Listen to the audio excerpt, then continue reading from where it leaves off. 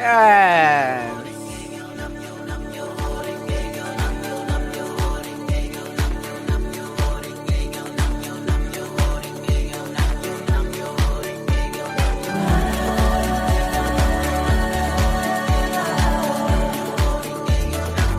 Making my own dances.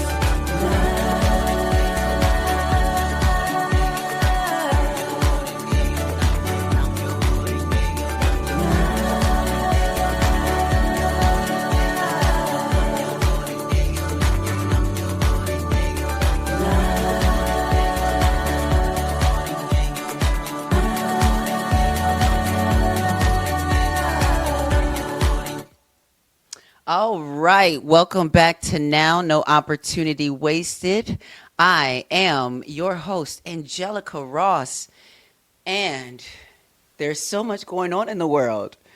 Y'all, there's so much going on in the news cycle. I know that we are just hanging on for dear life. I don't think that our brains and our minds were meant to take in this much information all at once. The world is listen, we're in the midst of a fascist takeover that I like to call a zombie apocalypse. I think we're actually going through a real life zombie apocalypse.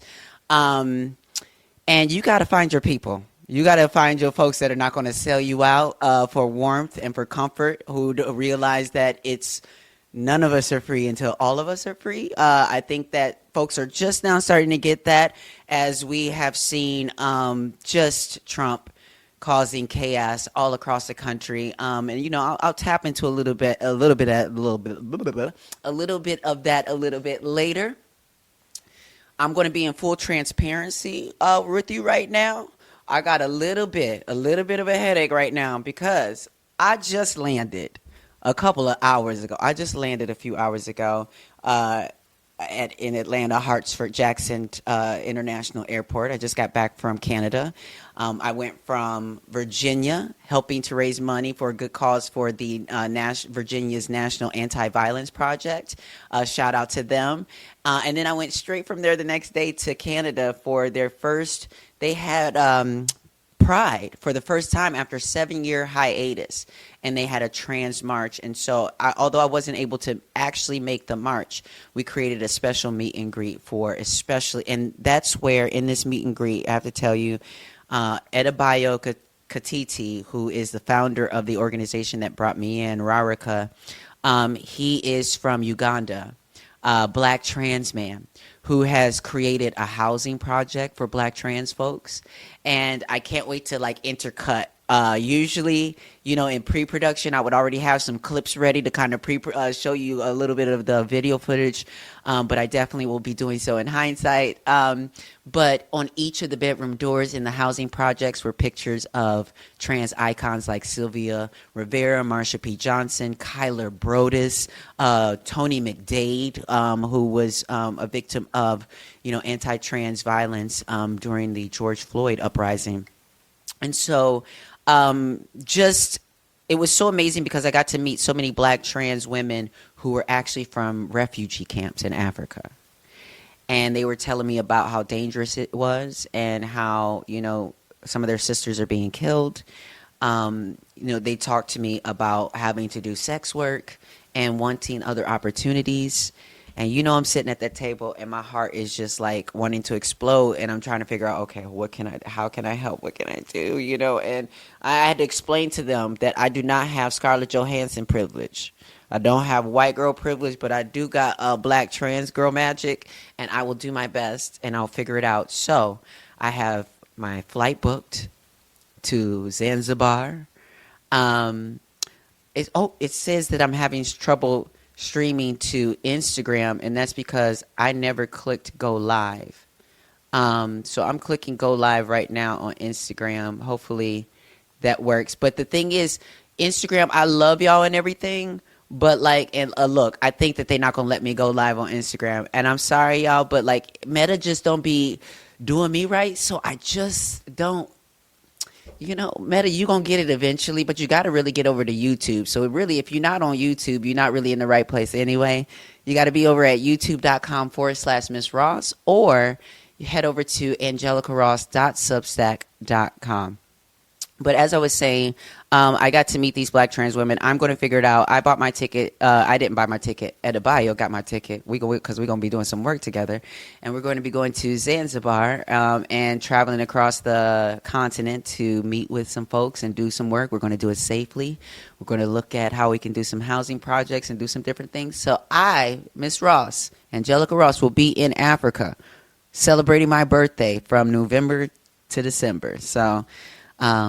hey, we're gonna be doing a little bit of that. So, before we get into things, y'all know what this is, though. Y'all know that this is based in Nam Yoho Ringekyo. You heard my theme song at the beginning of the situation. It's because this practice that I've been practicing for about 15 years now is the reason why I'm still standing. Is the reason why I have the courage, the strength, the abilities that I do. Is only because I've woken up to the fact that as a trans woman, I too have the ability to move mountains. I too have some power in these little fingers right here.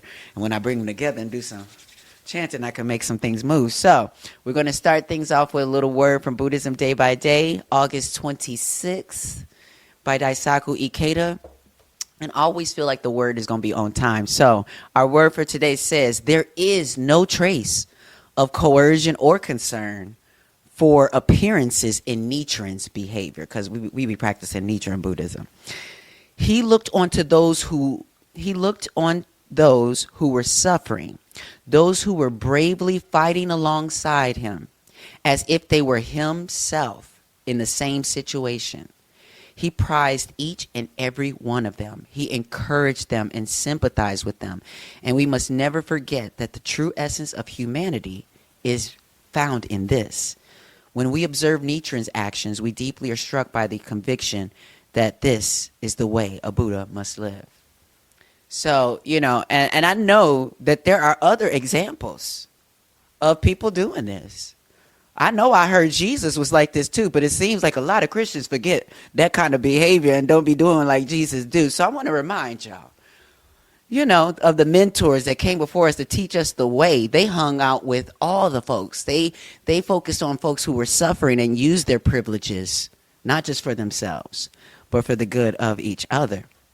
So I want to dive right into this conversation because I don't know about y'all, but over the weekend, Netflix dropped breaking news, basically. It was basically breaking news. It was about the only thing that was going to get some of us to not be paying attention over there to what Trump's doing for a second. Because we have been going back and forth as a community. I have heard a lot of y'all saying a lot of different things when it comes to Jussie Smollett. And all I want to say, first of all, is not too much on my Jussie. Okay, that's my boo. So not too much on my Jussie. And I'm so I think proud and just grateful that this documentary came out, because it introduced a lot of new evidence that I think that, for me, it doesn't change anything. It definitely deepens my conviction on what I knew and felt to be true about the situation, because it's ACAB all day over here. All cops are bad, including that damn HOA. You hear me? So it was never going to be me believing the Chicago PD over Jussie. But once I got kind of into these details, it really solidified it. But at first, it was doing a little wish-washy back and forth. I didn't know what it was trying to say in the documentary. So we've got the documentary person who brought the story and got Jussie to open up through such a traumatic experience and be willing to participate in this documentary. We have Abigail Carr here with us today that's going to be talking with us. We have writer and journalist Jarrett Hill, who was also featured in the documentary. And we also have Shelly Stanley, who is the investigative journalist who blew the door open. And for me, this is what really changed the game, is her investigative journalism. So first, I want to bring on Shelly, because also, hey, Shelly girl, Hey, thank you How so are much. you? Yes, good, good. I Thanks for love inviting me. your t-shirt. Never Yes. give up. I have a similar t-shirt. That's because I hear we share a similar background. We both are Nam Myoho Renge Kyo Nichiren Buddhists. Yeah, exactly. I know that what you just read was like perfect for today. I was like, yes, you know? Yes, it So, really and is. yeah, and honestly, like the only reason I could do this investigation through to now was because I practice Nichiren Buddhism, because it's like so many times, you get discouraged or there's obstacles you want to give up. But it's like we talk about making the impossible possible, and you have to battle your own self to do that. So Yes, I'm. It all now starts to make sense to me, like behind the scenes of how, like some of these driving forces. You never know, like who is behind the scenes doing certain work, and so I want to first ask you, what uh drew you to this story and to thinking I need to look a little bit deeper. yeah, so my dad is from Chicago. He's black and Japanese, and like I was growing up there as a kid, so I saw what was happening. And that, I just for 3 years, and then I moved to a different place, but that was what solidified for me like my desire for justice, and equality and the ending of these things that are happening. And so I've been all over the world doing different work, but that vision, so the fact that this happened in Chicago was what for me was the driving force of this cannot be the narrative. They cannot get away with this. They are absolutely lying. I could tell they were lying. It was as clear as day to me, which is strange because obviously that wasn't the case for That other is that people. is very, I want to pause there because that is Yeah. very strange to me as well, because Yeah. it's what's really interesting is that when it comes to, let's say, the NWA, when it comes to our just history and understanding as a black community, it's always Mhm. been F the police. It's always Mhm. been understanding that they cannot be trusted. It's understanding the history of the Chicago PD with like the black box sites they would have, and just their participation in the Laquan McDonald case and how like nefarious things were there. So many of us were but when it came to an LGBTQ person, I think, do you think that those dynamics kind of shifted things for you, for folks For who were, people. yeah. Yeah, I think definitely there was homophobia going on. And also, I don't watch TV, I very careful like what I consume because I've seen people lied on. And so I'm very careful like what sources I get. So I Wow. feel like the way the police did this in my analysis was like, it was like watching a cop show. It was like it was just on the media constantly, so no one could get away from it.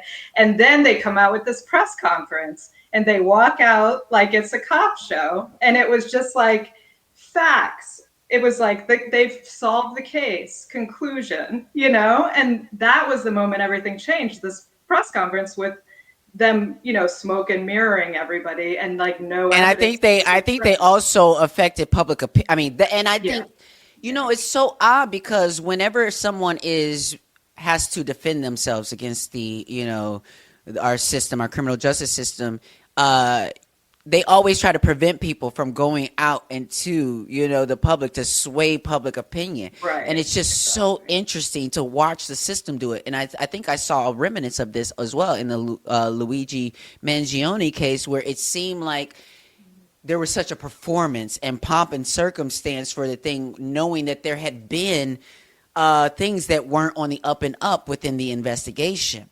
So Mm-hmm. I want to bring on two more voices here that were featured in the documentary. Well, one, Abigail Carr, who is behind getting this documentary created and bringing it to the powers that be at Netflix, and also getting Jussie to kind of open up with all of this. Can you talk to me, Abigail, about like what it took in the beginning stages? Was Jussie kind of really excited about doing something like this? I feel like he wasn't, just because of all of the different commentary that was out there about it, and just feeling almost like he couldn't sway public opinion. Absolutely. First off, Thank you for inviting me Yes, to this. thank you for It's being nice to here. meet you. Um, I think that the atmosphere when I got involved in trying to gain access to Jussie, which is what you need to do when you're making a documentary about a case like this, you need access to the main man, that's Jussie, was that he was incredibly skeptical. He wasn't excited at all. I mean, he'd pretty much been crucified by the world's media. Everybody was saying he was guilty. So, his position really was no, I don't want to be involved. I don't want to speak. He'd been told not to speak as well. So he was silenced. And so Wow. trying to get access to somebody like that, who's very vulnerable at this point, Hmm. because I didn't get involved actually until sort of around 2022. So by this point, he's really been put through the ringer. He's everybody says he's a liar, from the US all the way through around the world. And So, even the comedians, oh my are God, yeah, making them a absolutely. punchline. Yeah. Absolutely, yeah. So it was horrific, and how I managed to gain the access in the end was it took a process of many, many months of at first speaking to his brother and sister. I remember having a very uncomfortable Zoom with them where they presented themselves with so much dignity, and they were so attractive as human beings, and they had so much strength. And I hadn't really done my research properly, I have to be honest. Hmm. I didn't know anything beyond the headlines. So Mm. I thought, like the rest of the world, he's guilty. That is what I thought at the beginning. Wow. Uh-huh. I didn't know anything about Chicago. I knew nothing about the Chicago Police Department. I had no background whatsoever other than being a documentary maker in the UK and what I'd read in the headlines and So watching why Dave why Chappelle. why this story for you? It was an enormous story. And so, everybody was writing about it, everybody was talking about it, the coverage was relentless. And like in America, it spread to the UK. So, as somebody who is interested in big stories and we pitched them to channels and broadcasters and streamers, this was an obvious one. So, it was my job Wow. more than anything else. I'd not heard of Jussie Smollett at first. I'd never seen the show Empire. I had no real interest other than it's my job to look into these things. Now, how did you? Now, I'm going to bring back on both Shelly and Jared. Hey, Jared Hill, welcome to Now. Thank you for joining us. Where are you joining us from? I know you're somewhere else on another time zone. Oh wait, I think you're muted right now. We got. Did you mute yourself? I'm There on you go. sabbatical, moving around Europe right now. That sounds good. Listen, we can get into that another day. Well, Okay. thank you for Yes. interrupting the sabbatical to talk with us. So how did you get involved with becoming like a consultant on this documentary? Yeah. So what's interesting with the distinctions here between Shelly and Abigail and myself is Shelly came in already like, I see some bullshit here and I'm gonna find it. Abigail came in like, I think he's guilty, and then her position shift. But then I came in really unsure what to think. One of my first days on the air at the radio station that I worked on was covering this wall to wall, right? Covering this Hmm. story because it was a big story. I was on a queer radio station, which gave us the space to be able to talk about it in that kind of way. And it was one of the stories where many of us were like, I don't know what happened, but I But know something something ain't right happened. here. Right. Right. Uh huh. Exactly, right? And so we were able to kind of assess the story and have conversations about it. And over the years, I did a podcast for a number of years with Tre'vell Anderson called Fanti, where Yes. we did multiple episodes on this, talking about like, I don't know what happened, but something about what we're being told doesn't make sense. And as I say in the doc, and I've said many times before, if I'm going to be asked whether I believe the Chicago Police Department or somebody that I kind of almost but sort of adjacently know, I'm going to go with Jussie every time, right? Absolutely. And so the Chicago Police Department, the whole apparatus that was there, really, the way they told the story didn't really hit for me. And then I I want to ask you. I want to ask you if you see a correlation or a connection right now with the ways in which Black queer folks are treated in this, with also now the recent arrest and with Little Nas X and facing some harsh uh, charges right now. I see the response online. Seems to be people feel this disproportionate sort of justice reaction when it comes to Black bodies. Absolutely. I think that when we think about Jussie Smollett's story, and I'd love that you make this connection with Lil Nas X, it's a lot easier for people to be jovial and laughing and freewheeling about the story, right? We've seen plenty of comics, Dave Chappelle included, who have made, whole long media moments around the way that they talk about these cases.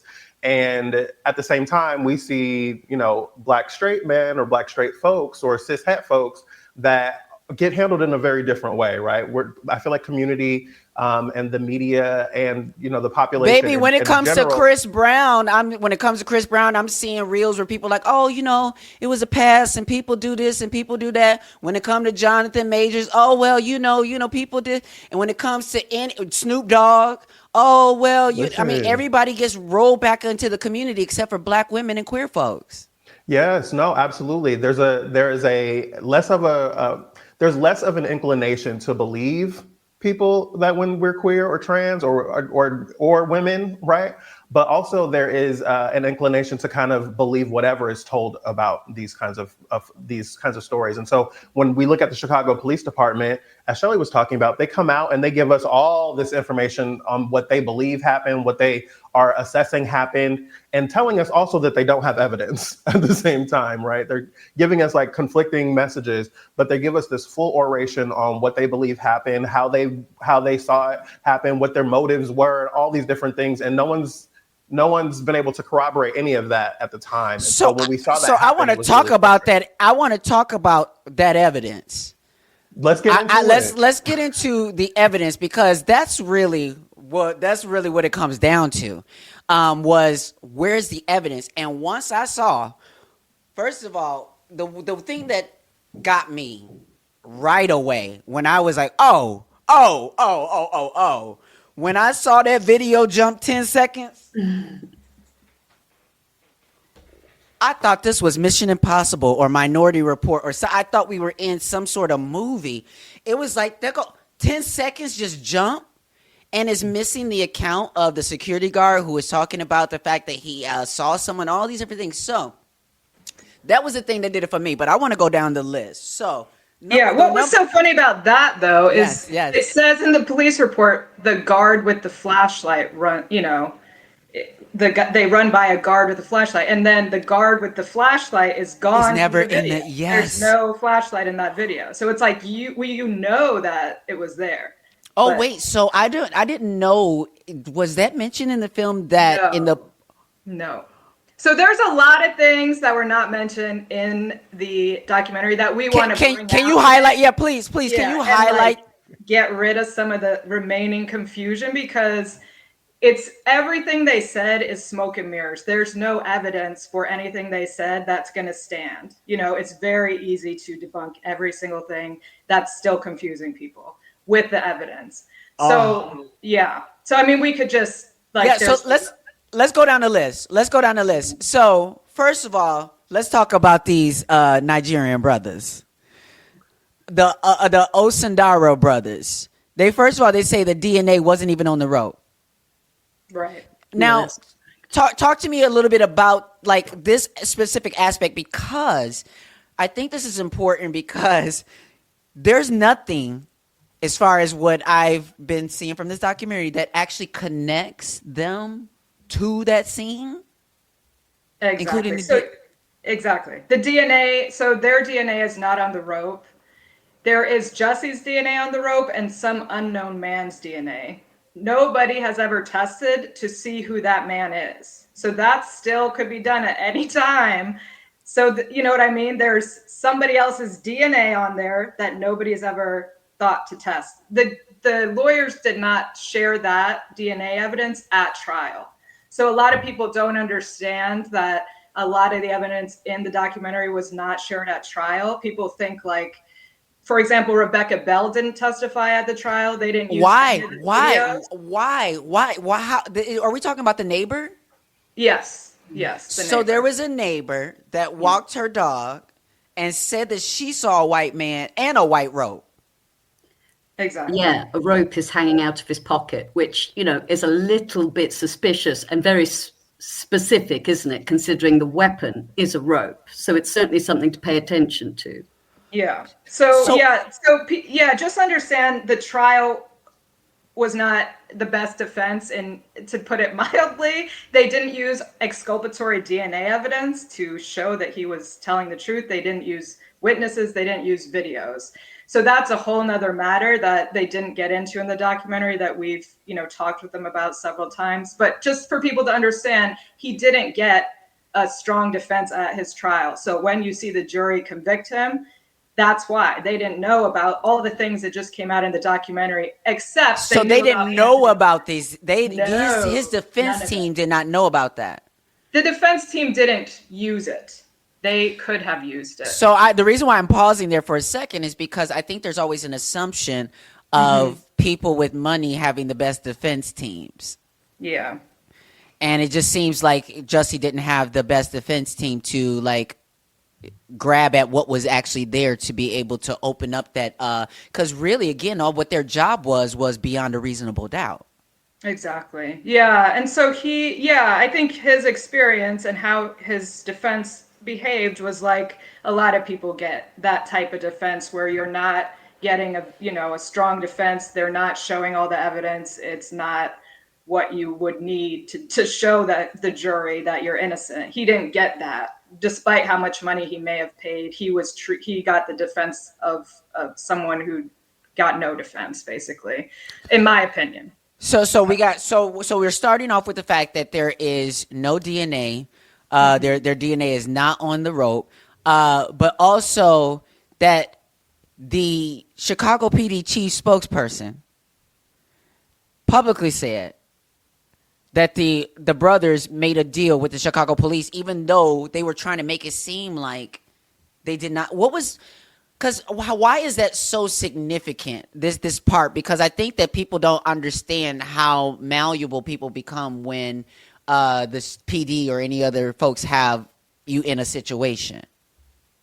Yeah. I mean, I could just speak to that quickly. And we also have a video, but there's, in the documentary, they left it open. Like, we're saying they made a deal. They're saying they didn't make a deal. Eddie Johnson is saying they didn't make a deal. But actually, we'll show it here, but the chief spokesman of the Chicago Police Department, who is the one who can officially speak for them, publicly said that they made a deal. And he explained that they threatened them, they lied to them, then they threatened them, and then they brokered a deal. So and then they lied with the specific fact that they tried to say that Jussie ID'd them, right? Correct.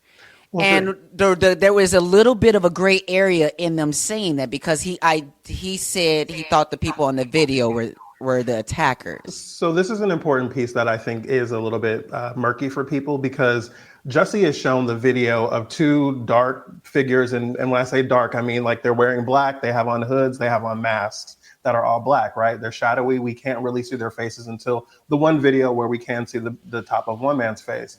And so he sees those two people walking down the street and says, yes, that's them. And the police then take that identification, right, and show that to the brothers and say, he's identified you all. But I think that does bring us to another piece of evidence that's really, really important here, which is the video where you can see the top of one man's head, right? At the end of the documentary, they play that video for multiple people and get everyone's different feedback. Well, multiple people's different feedback, not everyone's. Yeah. But they ask people like, oh, do you see a white man or a black man? And I think there's something a little bit unfair in that characterization of a question, right? Because I know for myself, when I was shown the video, I was like, I don't know if this is a white man, but it's certainly a pale-skinned person or a light-skinned person, right? Correct. And so when you ask people like, is this person black or white? I'm black. And the Osundero brothers are black, right? And we show up very differently. That was very misleading because they could have actually asked a very direct question, because those boys show up very dark skinned. It's like, does this look like a dark skinned black man to you? No, it does not. Right. And like, which one of the Osundero brothers do you believe that is in this video? Which is a different conversation, right? So, Shelly, can you tell if they're black or white? That's a different thing. Shelly, can you tell me what are we about to see in this video here? Yeah, so we're about to see the chief spokesman of the Chicago Police Department publicly state that the brothers brokered a deal. Good Morning America that actually made the difference. He says the men in the surveillance images were his attackers. I don't have any doubt in my mind that that's them. Never did. for me, when that was released, I was like, okay, we're getting somewhere. So we shared that with the two brothers and said, he's just been ID'd. He knows who you are. We're going to move forward with hate crime. Oh, so again, they basically use this information to mislead them to thinking that they have been ID'd. So yeah. The end of that sentence was just, we're going to move forward with hate crime charges. And then he says, and that's when they decided to broker a deal. And that's very, very critical, that last sentence that's been missed out of that clip we just played. Yes. Yeah, because the next sentence out of his mouth is, and that's when they decided to broker a deal. So the Orsendera brothers must have been terrified because they're in that situation. They're being interrogated by the Chicago Police Department. They've been told, we're going to move forward and charge you with hate crime charges. We're going to move forward and charge you. And that's when they decide to broker a deal. So it's important to understand the Orsendera brothers are in a very, very tough spot right now. They've been put under a lot of pressure. They've been held for, 47 hours? They're there. They've had their phones taken away from them. They're in a complete media blackout. And they only know what they're being told by the detectives within the Chicago Police Department. So they must have been terrified, frankly, when they're told at this point, you've been ID'd by the victim. They don't know what's happened. They probably thought Jussie's thrown them under the bus. What's going on? Right. Now if this dude is going to throw me under the bus, I guess we better, Well, I guess it's a fight. They have to save themselves because it's a case of, look, you've just been ID'd. We're going to charge you now with a very serious offense. And that's when they decided to broker a deal. And that's when we get into the meat of it, of what. Yeah, go ahead, Jared. In addition to that, the police also have the leverage of having broken into their home, raided their house, finding guns and drugs and all kinds of things that they're not allowed to have because of the conviction that we talk about in the documentary, right? And so there's all of these different pieces coming together. The 47th hour of a 48-hour hold, the Jussie video saying like he's IDing these people on camera, them being in this hold where they're not being able to see anything, they're not being able to get any kind of information. All of those things come together for them to then make a deal with this new lawyer that they've been introduced in the time that they've been in this hold. So for me, these were nails in the coffin for me. But it says also that a surveillance video shows the exact suspects that Anthony Moore and Jussie described. Now, what and Rebecca Bell and Rebecca Bell. So Rebecca Bell, which one was that? She was the neighbor. So she was a neighbor, and then Anthony Moore was a security guard. Mm-hmm. And so, is it typical police business to do a lineup when you say that I see a white man and to show you all black men and to say, well, if you had to pick one? Now, the word you use, typical. I think that might be typical, though, with these. Maybe in Chicago. Yeah. Maybe in Chicago, exactly. But so why do you think that there was so much hubris with the Chicago PD? Why do you think that they were able to come out thinking that they were slam dunking this? I mean, there's such a confidence in. Well, I think we also, one of the important pieces of context that often gets left out of this conversation about the Jussie Smollett case is the Laquan McDonald case that immediately preceded it, right? Make the connection, yes. Where Laquan McDonald was shot 16 times. The narrative for, I believe it was a year, the narrative in the public was he was charging toward us. We had to shoot him to save ourselves, right? I believe it was a year after that incident happened. Then the video comes out and we see Laquan is moving away from them. They're shooting him in the back. And while he's dead on the ground, 16 shots, right? There's a podcast called 16 Shots that really unpacks that. But that case comes to a close years later where the officer is sentenced to 6.5 years, I believe it was. Shelly, correct me if I'm wrong. But also the other officers are then exonerated. They get off, right? But in the course of that case, we've seen repeated various moments where they have acted in corrupt ways, right? They have tampered with evidence. They've hidden evidence. They've covered up various different kinds of things. There's a black eye on the Chicago Police Department from this case alone, but that doesn't even consider the 100 years of corruption that has preceded it, right?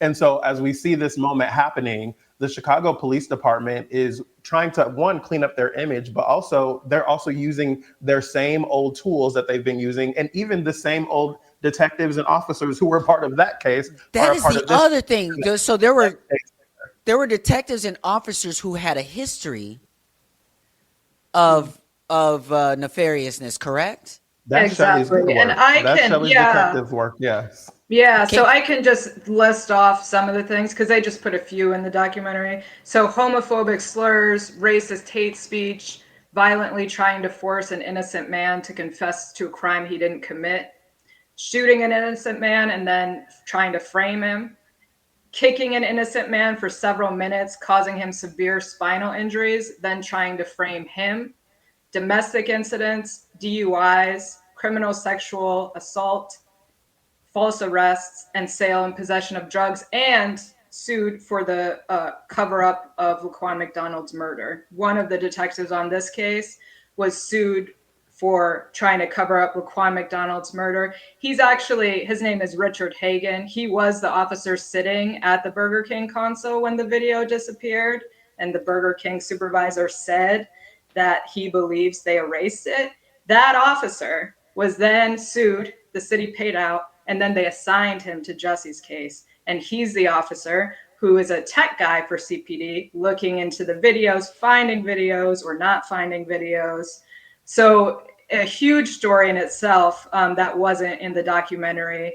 But, you know, these officers were not the cream of any sort of crop. These were the problem officers in CPD who they know that they have bad backgrounds, and then assign them en masse to this case. And Shelly, I believe, if I remember correctly, Angelica, this is the same officer who then comes up with the video of the brothers in the store. Buying the red hat, right? Right. Because I think that's an important point to point out. I want to talk about that video because for some folks, that was a smoking gun. For some folks were like, "Oh, I hear on the internet. Oh, well, what about we saw on the video the brothers were buying the rope on the video." Is there a time? Like, are there?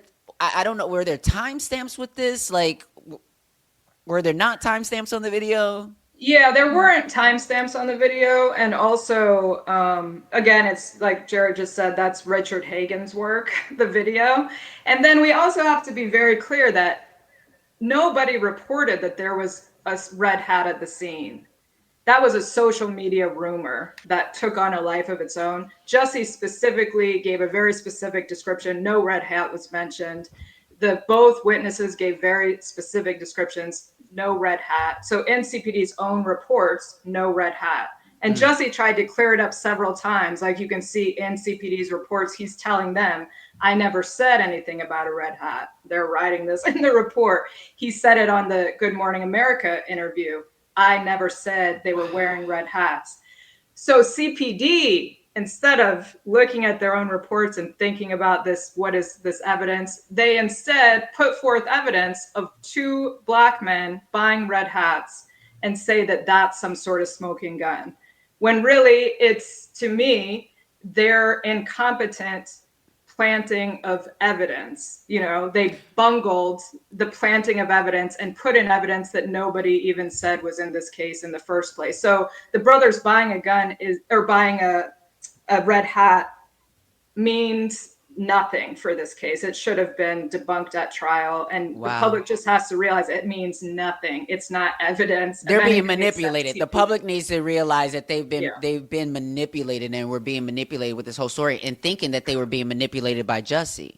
Can I just touch on that point? Because this weekend I've been way more tapped into the social media of this than I should have been, right? Like seeing how people are talking about it, because over the years, if you type in Jussie Smollett on Twitter, Jussie Smollett is an adverb for liar, for cheater, for hoaxer, like, right? It's become a thing for quite a while. Yes. But I was trying to see if the conversation was changing. And there was some other story that came out of Chicago this week where some woman was talking about MAGA in Chicago, and like there's all these comments about Jussie and red hats and all that kind of thing. Well, Jussie said red hats, and like that conversation is still happening online, right? Even to this day, when that started on social media. It's never been a part of this case. It's never been a part of the story of what actually happened, but it is still part of the narrative that people are discussing even to this day.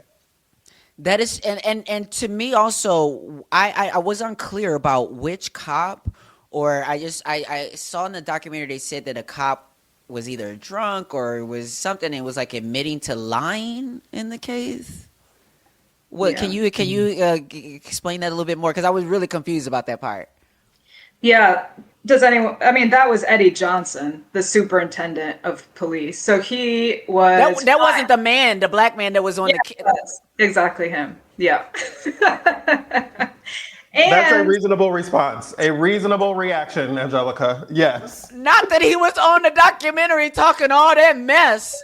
Yeah. He's still trying to be out here like he's some sort of credible character. I mean, after that too, he was sued because he was out drinking that night with a subordinate officer while he's married. She later sued him for sexual assault and rape. Then after that, he's been fired at this point. Then his wife has to call the police and say that he's battering her, and she told them it was the 4th time. And he had run away before the police got there because he didn't want them to find him. And so, but before he ran away, he was trying to set her underwear on fire on a bed. You know what I mean? Like, what kind of person is this? So that all was not shown in the documentary, but it goes to his credibility and his character, you know? Just slightly. I am gagging over here. I'm gagging because watching that, he was like, just the nerve of this dude. You know, he's talking about Jussie, like, on all this thing. And it's just every accusation ended up being a confession. So, and so what really got me, too, was Lori Lightfoot on camera. And they're asking her, like, what was the lie? And she's like, does it matter? Yes! Yes! I think it does matter. What was the lie, girl? Yeah. But I just want to make a point here that to me came across well in the documentary and also is worth probably saying, which is it's not a crime to be hungry at 2 a.m. and go and get a sandwich. It is not a crime to say to police when they come into your home, please turn off the video camera. It is not a crime to not hand over your phone because you are entitled to a private life.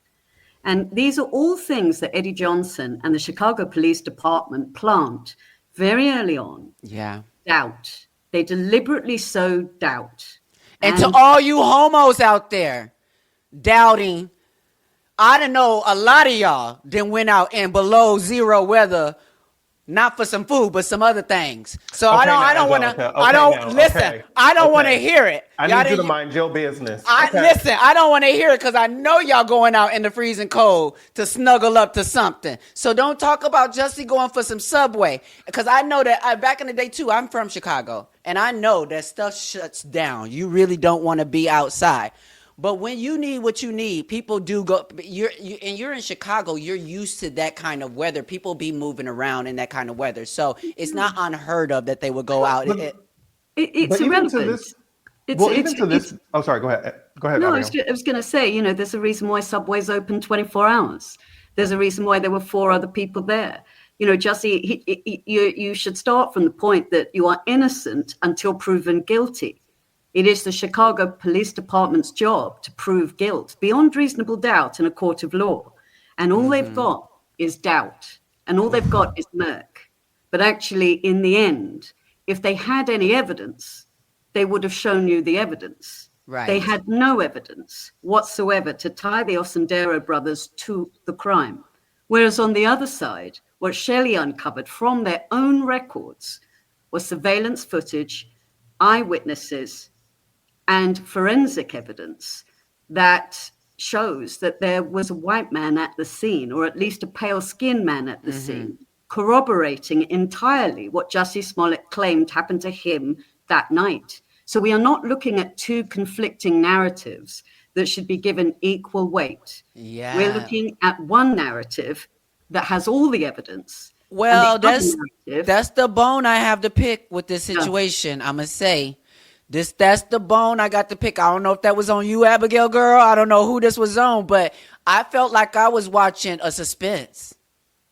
Well, I didn't like Angelica, and this was somebody's life, and I'm sitting here watching, and I'm like, and I know Jussie, and I know that I'm like, okay, I'm gonna watch the documentary, whatever, and I'm like, wait, I'm on the edge of my seat because I'm like, wait, how is this gonna go? So I think to the average viewer, there are a lot of people out there who are still on the fence or are still thinking, well, he lied about something.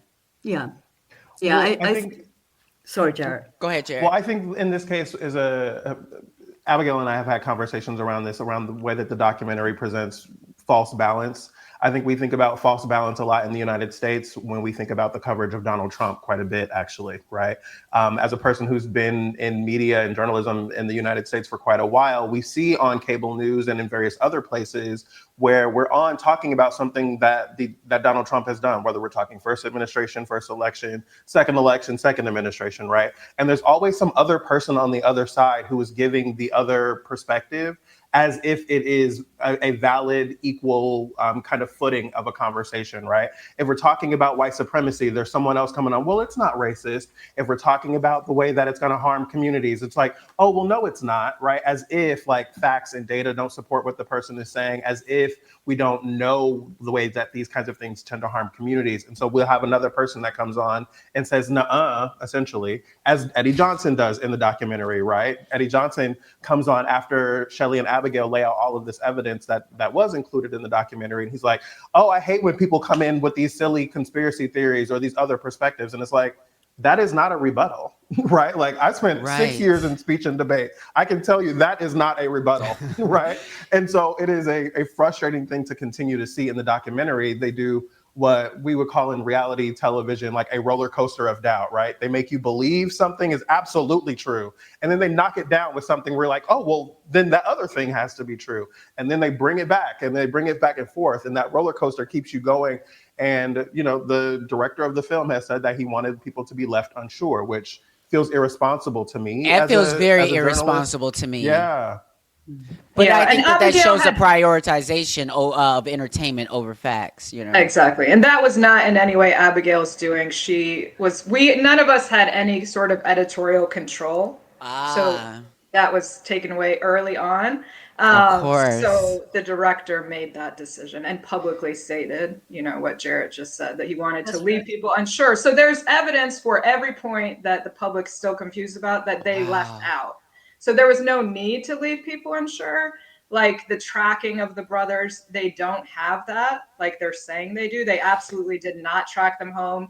The Uber receipt on the way there, they had already laid out in an email the narrative that they had tracked them home before they even subpoenaed Uber. Okay. They were already outside their home before they subpoenaed Uber looking for evidence. Two really misconduct laden accusation cops were doing that. They also said in there that they had no idea who the brothers were before they got the Uber receipt. Not true. I have a document there that you could show or not, but basically it's the note. Yes. So if you see at the bottom there, they say personal trainer. Yes. And it's blocked out. So this is the first day later in the day on the 29th of January. They're talking to Jussie. This is a handwritten original police report. They write right at the bottom, personal trainer. And that's, you know, because Jussie was getting trained from him. He was supposed to meet with him. So he's telling the police this. They write his name on the police report and then tell us in the documentary that they had no idea who these brothers were, you know? So it's like everything they're saying, there's evidence, hard evidence from their own reports to show lie. So even just that alone, look at this, they're lying. You know what I mean? And what are we looking at here? So this is something I just want to point out because I've seen some people online saying that why is it so bright? The camera's messing with the skin tone. So this is what was going on there. There's a Hyatt hotel. This is a covered walkway over the street. If you go to the next one, the walkway with lights, this is what it looks like under that walkway. So see on the right side, this is where the guy was walking. See how many lights there are there? Yes. So many lights, more than you would have in a home. You know, you're not going to have 12 lights in that part of the area of a home. Exactly where all those lights are, that's where he was walking. Right. So that's why we get a different exposure. Exactly. So and the cameras are on this other side. Like you can see a camera right at the top on the left. That's the camera looking under there. You sure can see it. Yes, at the light. So that's why it's bright. That's why it's in color. That's why you can see his skin tone. And that is why we need investigative journalists. Yes, we do. They stopped funding them a long time ago, though. So can we talk about, because that's one thing I want to talk about now is, you know, I have myself have been enamored with several riveting documentaries, you know, and that, you know, and it's great that we get documentaries that take the time to break things down. You know, one of my favorite documentaries out there is Israelism, you know, that basically is a documentary that breaks down Zionism for people and just this whole situation separating Jewish faith from Zionism and what's happening there, and understanding how Netanyahu has created the situation. These type of documentaries can change people's hearts and minds and really like seal the deal for folks. But in the meantime, we have breaking news. In the meantime, we have compromised media sites and things like that. In the meantime, we have social media influencers with a Canva subscription, you know, that can put breaking news without having a lot of work being done to verify the information. Can you talk about the current landscape of journalism as coming from your point of view, and can this be turned around? Well, I'll start there, because I think it's one of the things that actually speaks to the point that you're making is like, this is not the first Jussie Smollett documentary. It's not even the second Jussie Smollett documentary, right? Wow. This is the third Jussie Smollett documentary that's come out. Fox Nation did a documentary on this. CNN did an hour-long documentary on this, and they didn't talk about any of this, right? Wow. And so when you look at the ways that stories are getting told, the Fox Nation documentary, like their big get was having the Osendero brothers in their documentary, right? They don't talk to Jussie, but they do talk to many different people, but they're not looking at the evidence in the same kind of way. They have a narrative that they're interested in pushing forward, and so they do that, right? And so I think that when we talk about the importance of documentaries like this and investigative journalism like Shelly's, it's important that we recognize that every time you're being told a story, it is being told from a perspective, right? It is being told for a reason. They are here to tell you something, right? And I think about this beyond the way we think about media, and especially in this time that we're in the United States. I think about this a lot with history, right? The way that history is being edited, the way that things are being taken out of history or distorted in history or removed from museums or re-erected on the sidewalks with statues and things like that, right? These kinds of things are done for a reason. They are done from a perspective for a purpose. So I think it's important to always remember that. Yeah. And it makes Shelley's work even more important, even more critical at a time like this in a post-truth world, to actually hang on to facts. Hang on to evidence, no matter what your politics.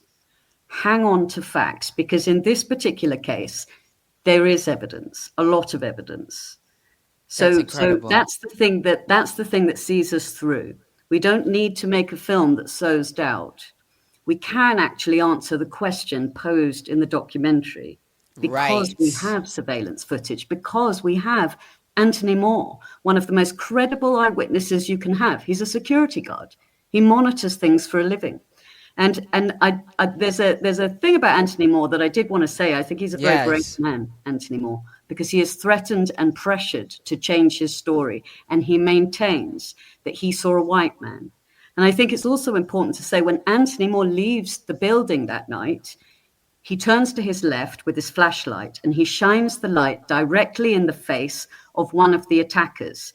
And he shines the light within 1 or 2 feet. So he's very, very close to the attacker. He gets a very good look. He's not shining a light through glass.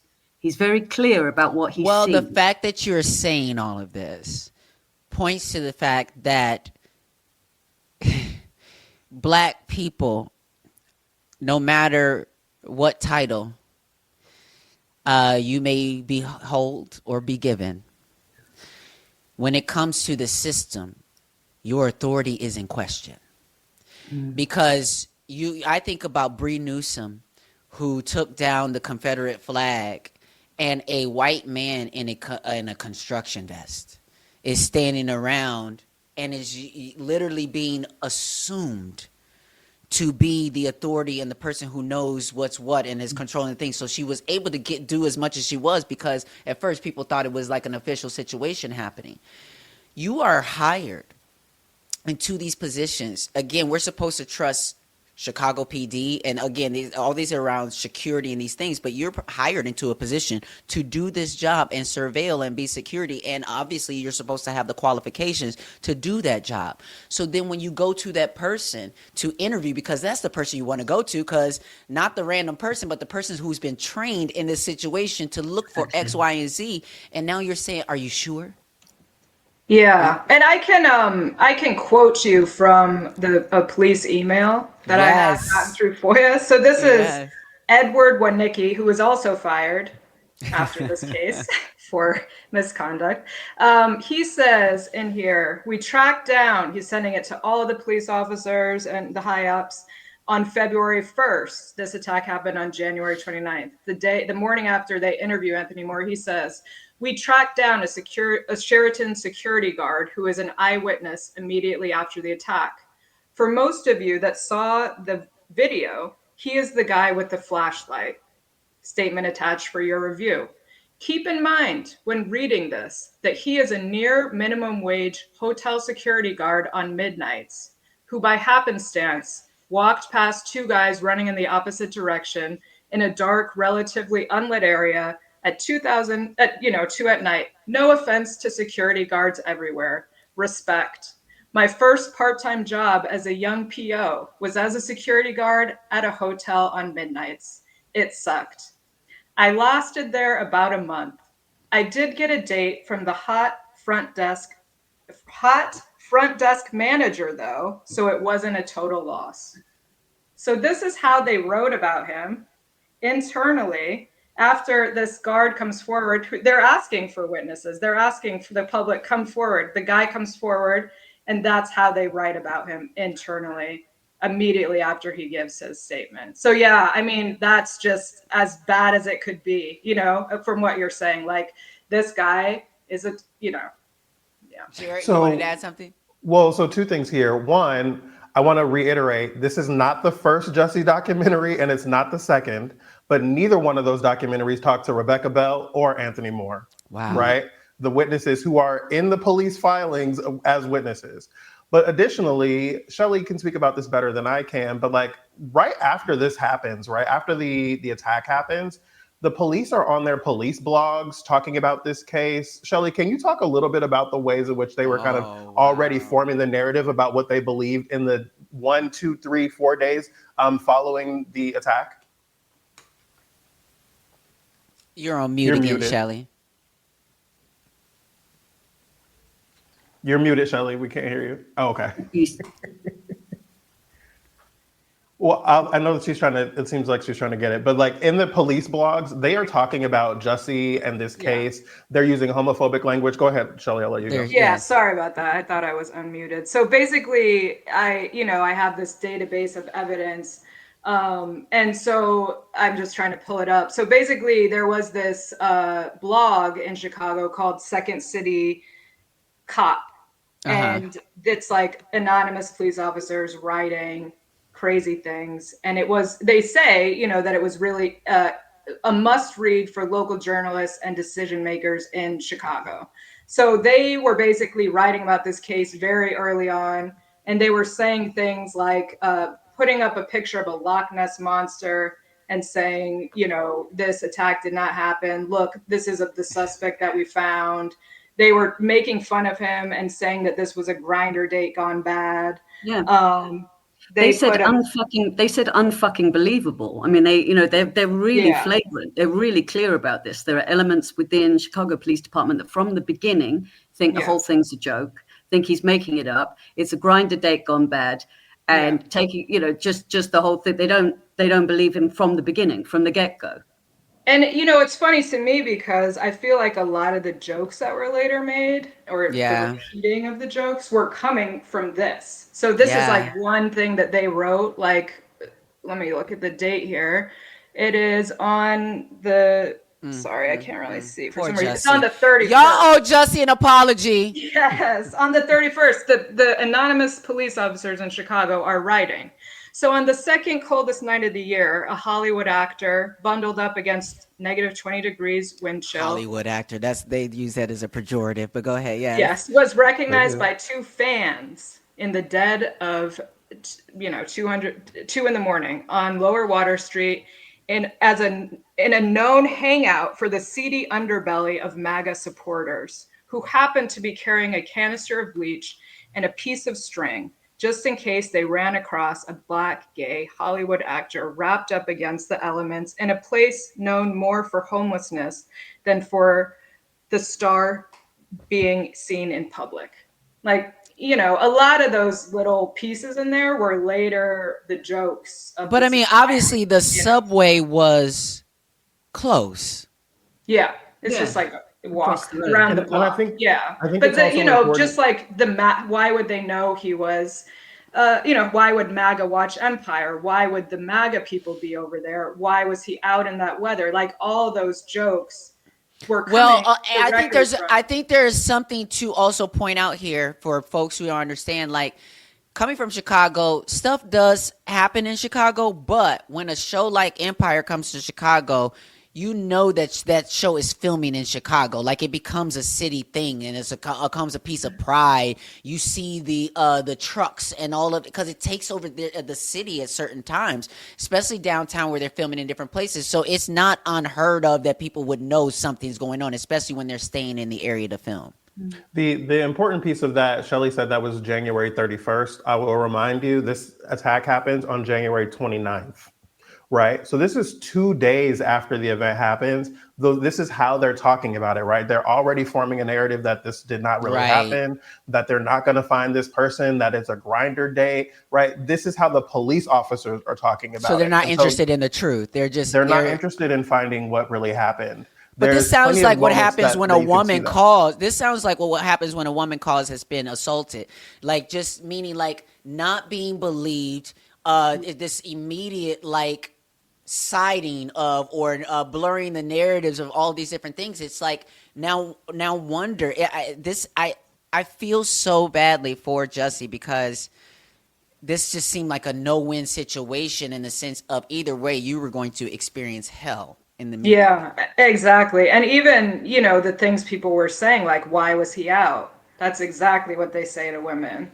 Why were you out at that time of night? Like, it was all just this undertone of like super evil things that people just got permission to say suddenly, which so hopefully that will be all dialed back now because we don't need that. I hope so, and I hope that I know now Jussie's gonna be done talking with this because I'm be like, you watch the documentary, figure it out for yourself. But I'm not, I don't care, and I know that he is now happily engaged to be married, and has new music out and things like that, and has things to look forward to.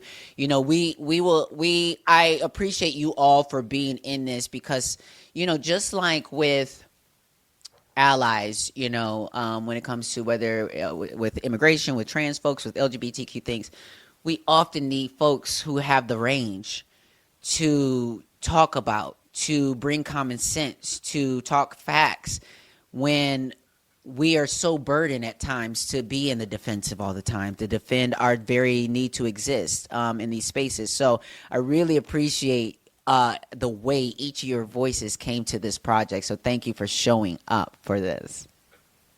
Absolutely. Thank you for having us here to kind of unpack these things. I think it's important for people to hear these various other perspectives, these other pieces that are really important that aren't a part of the documentary. So thank you for the work you're doing. Absolutely. I'm going to close it here only because I feel like I'm about to pass out because I'm literally just off a plane and doing all these things and I got to eat and I'm now dizzy. But I had to have this conversation and have get down to these facts. Thank you so much, Jared Hill. Thank you so much, Shelly Stanley. Thank you so much, Abigail Carr. If you have not watched the Truth About Jussie Smollett, you need to watch it, decide for yourself. But if you don't see these facts and come to the conclusions that we've come to, then all I can say is good luck in this current fascist environment, because the things that are being presented to you aren't always what they seem. And we are going to need to we are needing journalists more than ever right now. That is why there is an attack on journalism, both abroad and at home, because once you see, once you know, you can't unknow. So with that, thank you very much, everybody. I'm going to call it out here. I'm not even going to do my old outro just because I'm going to go lay down. And we will talk with you all next week. Thank you all for joining me. I guess the conversation will continue. Have a great week. Enjoy your sabbatical. Talk to you all soon. No opportunity wasted. Bye. All right. Hit.